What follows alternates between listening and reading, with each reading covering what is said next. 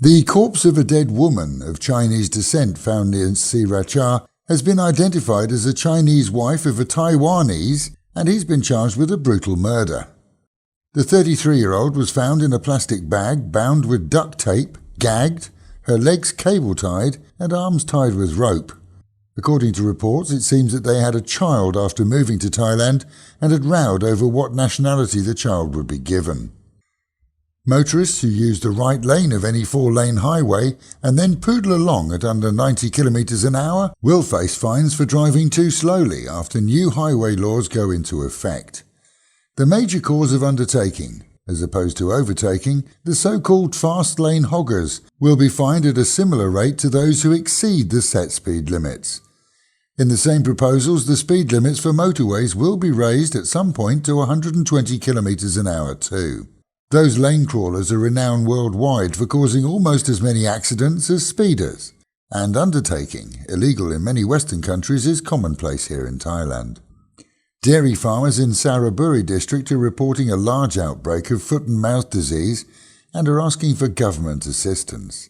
Over 100 farms are affected. No word on whether the area has been quarantined, but a local vet expert claims that many have been cured by medical treatment. Recovery, if at all, can take weeks or even months, and in the West, a herd is automatically killed off to reduce contamination to other farms. In Phuket City, 2 men overloading a tuk-tuk caught police attention. They were cramming in as many parcels as they could. A check revealed that the parcels were full of marijuana. Nearly 300 pounds of weed was discovered as both were arrested. Meanwhile, at home and in our own province, the Lopburi gold shop robber who killed 3 during his spree before fleeing with over 600,000 bahts worth of gold may, according to police, be in our own province. He'd fled before police arrived. Chonburi is one of several provinces where he's being sought, and it's believed that he's in hiding. Pattaya isn't so full of garbage as it once was. That's the news from City Hall, who've praised the new temporary refuse collection company hired to replace the old vendor until a proper bidding can be arranged for the contract. There's also been another 4-month contract given to the temporary suppliers, and it's hoped that by then all bids for the business will have been checked, not just for price but also the promise of service. The way it looks, though, is that the current company, Eastern Green, has proven to be an improvement.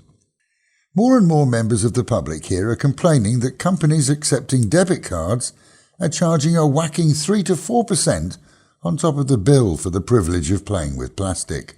Credit card companies do charge something like 3% to vendors, but debit cards are a different matter. The banks have a fixed rate, perhaps 50 baht per transaction.